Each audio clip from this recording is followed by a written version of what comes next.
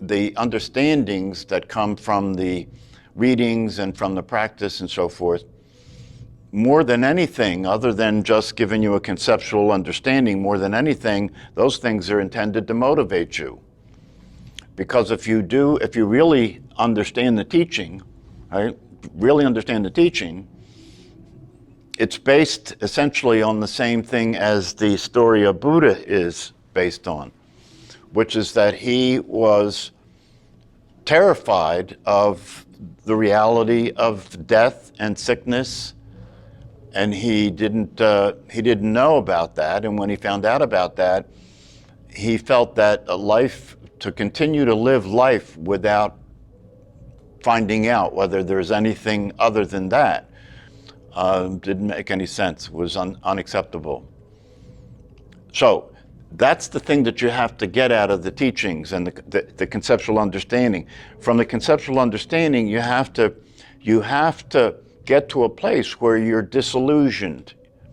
You see what is being spoken of in terms of impermanence. You see what is being spoken of in terms of suffering. You see that this is inevitable for you, and that unless you take advantage of what is being said, the teachings and the practices, that your life will continue to involve suffering, and that suffering will get worse. And so you have to see that, you have to understand that in order to be motivated to do the practice. Otherwise, and I do believe that this is one of the hang-ups that people have, that people get it conceptually, and somehow it's like if I get it conceptually and if I understand this, then I will be hopeful that the magic will hit me. It's kind of like you're waiting, right? Aren't you waiting? You're waiting for you to be enlightened, right? And you figure and there's a whole body of understanding like that. People believe that, I've actually heard it said that enlightenment happens to people, waking up happens to people, and the probability of that happening is not very high, but if you study and if you practice meditation and if you contemplate these things and if you have a teaching or a teacher, that the probability of it happening to you gets higher, right? And so it's like then people start going to retreats and going and meditating. It's like they're trying to put money in the bank of enlightenment. Someday if I get enough energy in the enlightenment process, my enlightenment will happen to me. That's not a good way to approach this.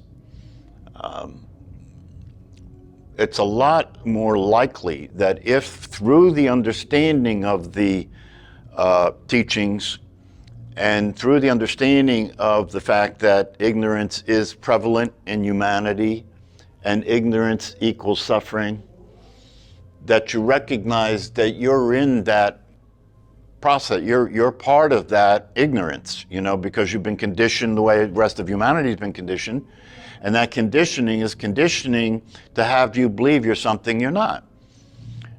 So you've been subjected to that, and one of the ways to talk about this is to say that's hypnotic, right? You are totally identified with that, and so this process is not an easy one in terms of you've got to recognize the grip that has, that you're under the influence, you're under the trance of conditioning, and this trance will continue to have you believe that you're your body and believe that you're your personality and believe that you're your story, and that's going to just run automatically. You don't have to do anything to be what you ended up being. That just does happen. That just does happen. Right? And so what happens is that many people learn about this and they study it, and then they start asking themselves, what's wrong? Why didn't it happen? Why am I not enlightened? Why am I not awake? Why am I not getting the benefit that they say is available to this? And it can get pretty crazy, and when people get to that place, they can turn on the teacher, right? You didn't give it to me. You didn't do it for me. You confused me. Or they can turn on themselves. I'm just not enlightenment material. I'm just not, it's not going to happen for me in this lifetime. That's one of the things that I mentioned in my book. At some point when I was studying this material, it seemed to me that if the possibility was the one that was involved in the people that I was aware of becoming enlightened, like Eckhart Tolle and Ramana Maharshi and Nisargadatta and Papaji and a lot of the Hall of Fame enlightenment characters, right? That if my interest in experiencing enlightenment is a function of that probability happening to me, it's not a high probability. So I mentioned in my book that I figured, well, this probably not going to happen to me. Even the teachers say that it's a very, very, very, very small percentage of humanity that actually wakes up and becomes enlightened. And so what I said in the book is that I figured, well, I'll do the best I can, but I don't expect that that's going to happen for me.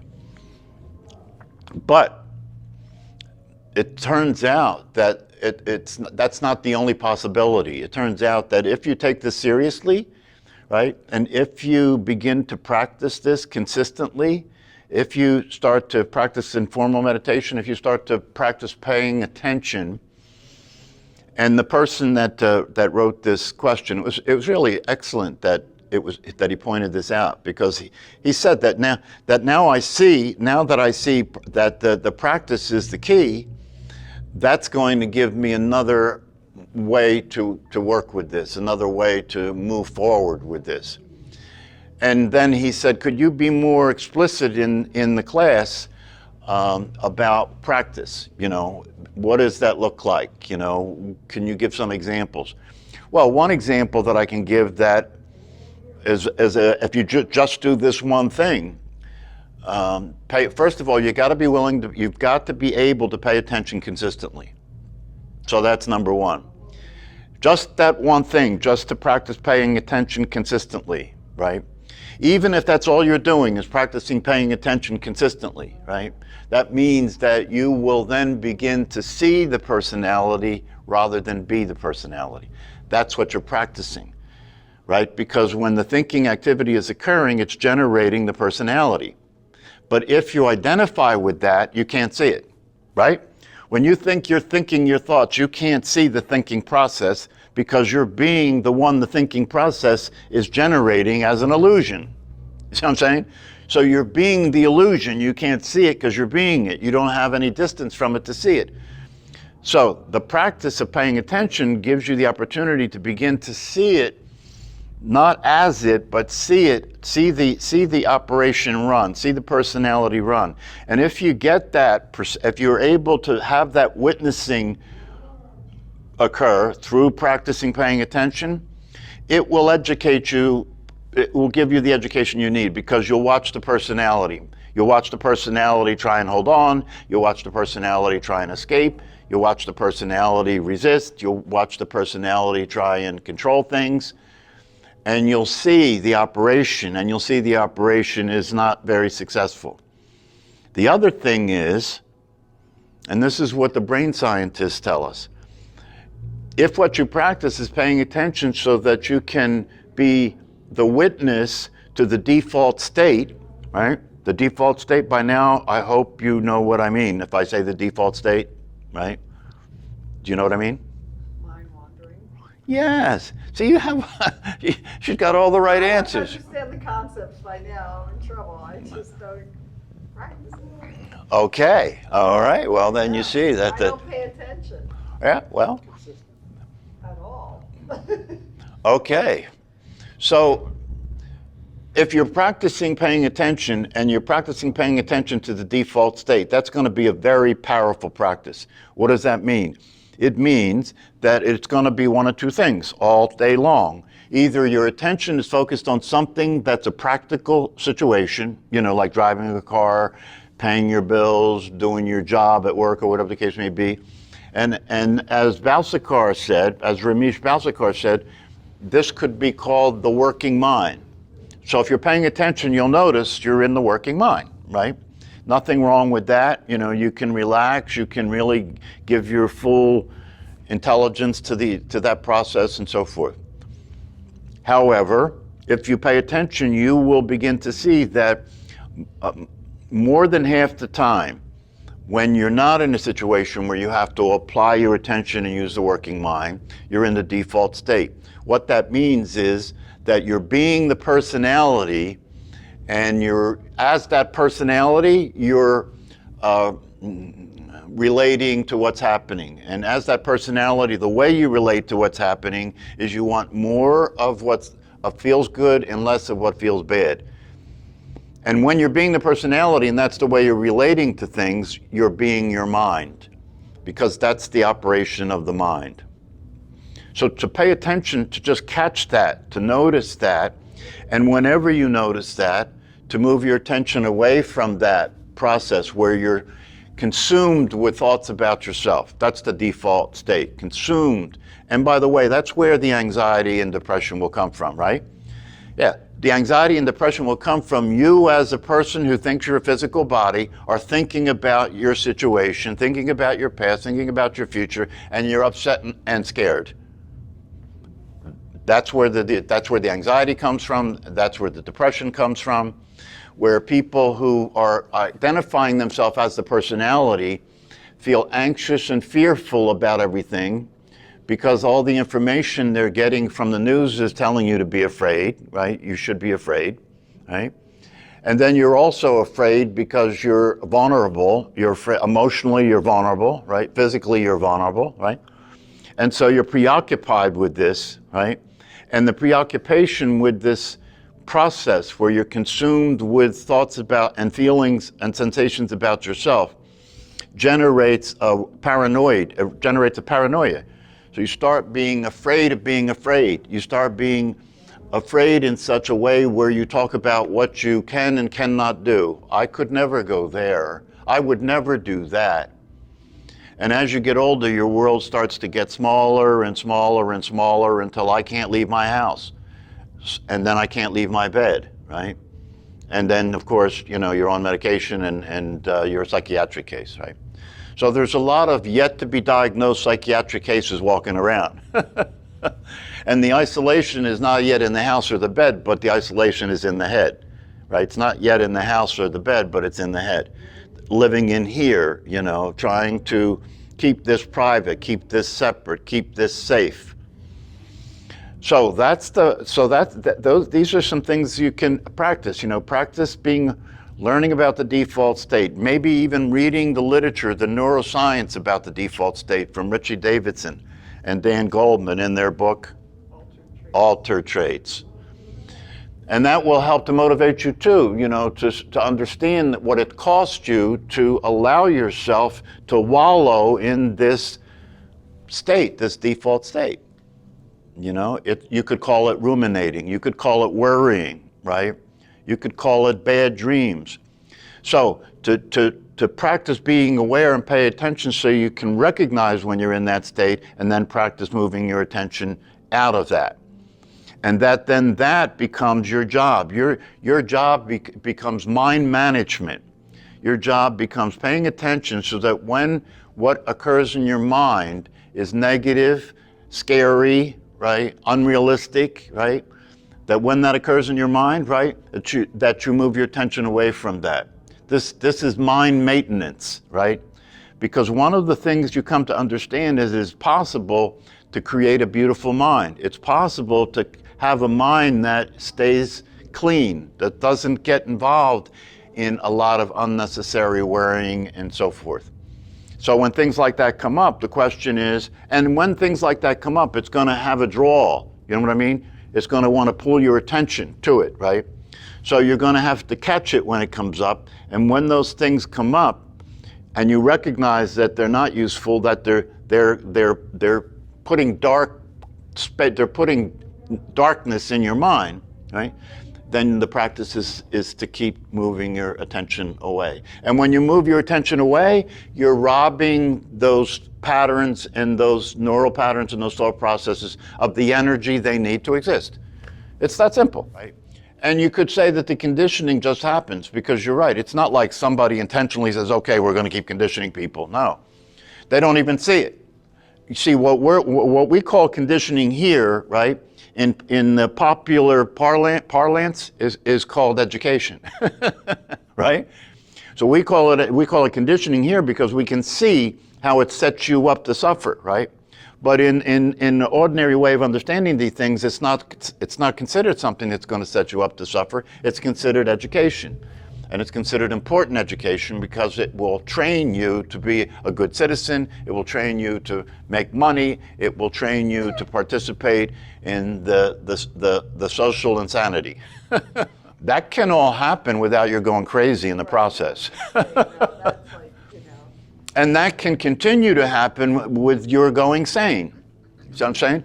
One of the things that people get scared of is that if I really let go and I stop energizing my personality, I'll disappear or I'll go nuts, right? Well, you don't have to worry about that. You are nuts. You can't go any nutser than you are. How nuts can you be other than to think that you're something that you're not, a physical thing that you're not, and then to think you're a psychological thing that you're not? And you're trying to live your life as things that you're not. Therefore, confusion has to take place. It has to be confusing. Suffering has to take place, right? Right? Because it goes back to what I was saying. I've said this in the past. I used to say this when I worked in the prison system to the inmates to try and get them to wake up. It's like you're playing baseball on a football field and you don't understand what's going on. You know what I mean? You keep swinging the bat and hitting the football, but everybody just keeps looking at you like you're nuts, and you can't score, right? That's exactly the situation, right? Because for you to think you're a physical body and for you to think you're a personality is like playing baseball on a football field. It's not the case. It's not real. It's not true. You aren't that.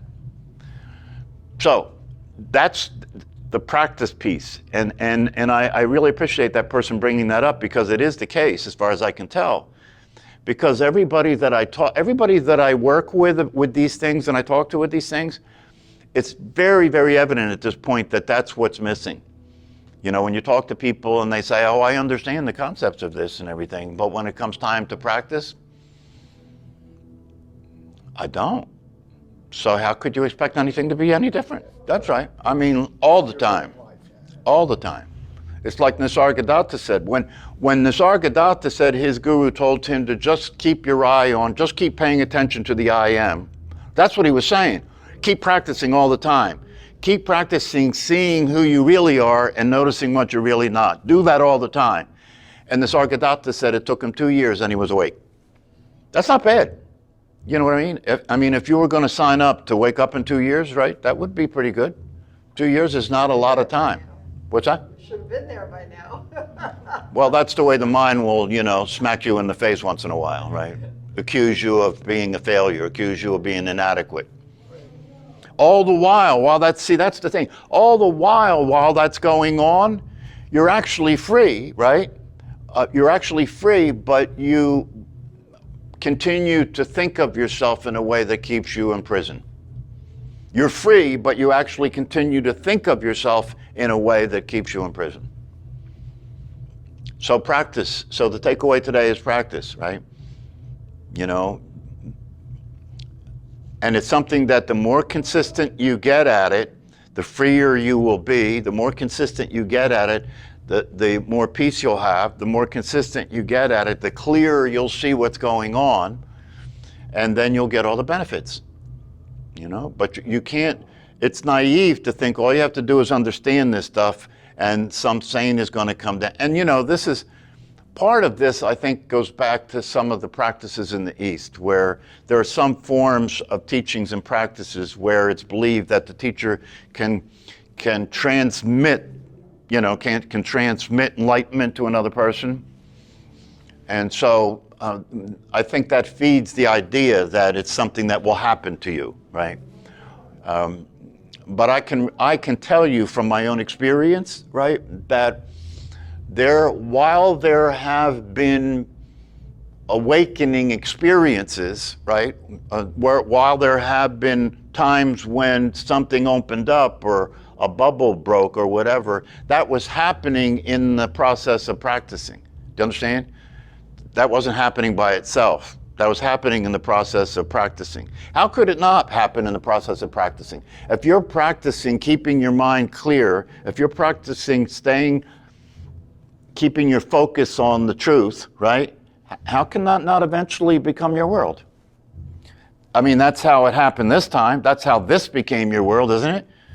Every day you kept practicing, right? Every day you kept practicing, being who you are, being your mother's son, your father's son, your sister's brother or sister, being one of the kids in class, That's all practice. That's all practicing your roles, and so forth. So you practice that for years and years and years until that's actually the way it is for you. It's actually the way it is for you. It was never questioned. It was never doubted, right? But you're suffering, right? And then at some point it dawns on you that the suffering is related to the fact that you have been living a dream, that you have been living a reality that doesn't actually exist. So that's the thing, practice. And if you want what this has to offer, that's what you got to do. If you don't want to do that, I guess you could, meditate formally once in a while and read some books and, go to parties and talk about spirituality. If it's not intentionally, then get your intention going. If your ignorance is unintentional, okay, I forgive you. Now get intentional, for Christ's sake. Do you know what I mean? Yeah. Stop letting it happen to you. You have to take a stand somewhere. You have to take a stand on the truth. You have to stand on the truth. That will hold your weight. That will be a foundation you can trust. But it's not going to happen by itself. It just ain't going to happen by itself. I'm saying what I'm saying. Mind wandering is constant, right? So what should your practice be? Pay attention to. Constant. Yeah. Constant. If you're going to be a match for your mind, you got to be there all the time. That's why it's called presence. You got to be present all the time. That's what they mean when they say, I'm aware, I'm aware I'm breathing out when I'm breathing out. I'm aware I'm breathing in when I'm breathing in. I'm aware when the voice in my head is crazy. It's the same thing. See, I'm aware when I'm having an emotional reaction that's unrealistic. It's the same thing as being aware of the breath. And that's all you have to do is be aware of it. The awareness of it will reveal the lie. If you're paying attention, you'll see what's not real. Simple as that. But it's up to you. It's up to you. If you want to suffer, that's your business. You can do it. You can do it. Anybody can do it. That's part of this. Part of these teachings. As a matter of fact, when Ramana Maharshi was teaching these things, one of the things that he made clear is there need not be any preparation for doing this work. Douglas Harding was the same way. He insisted there need not be any preparation for doing this work. All you have to do is get what it costs you to be asleep, right, and commit yourself to waking up. And then do self-inquiry. Practice paying attention. Right? This is not rocket science. I mean, you know what I mean when I say pay attention, right? Yeah. So it's there all the time to do or not do. It's there all the time. And if you're not doing it, you're practicing being asleep. If you're not doing it, you're practicing keeping the brain in the same patterns that it's always been in. So there's no thing like it's not like if you're practicing and then when you're not practicing, it's kind of neutral. No, when you're not practicing, you're crazy. You've got to see that's how definitive it is. When you're not practicing, you're crazy. When you're practicing, you're sane. And if you practice consistently, the time will come where you will experience that difference, and that will really help you to practice even more.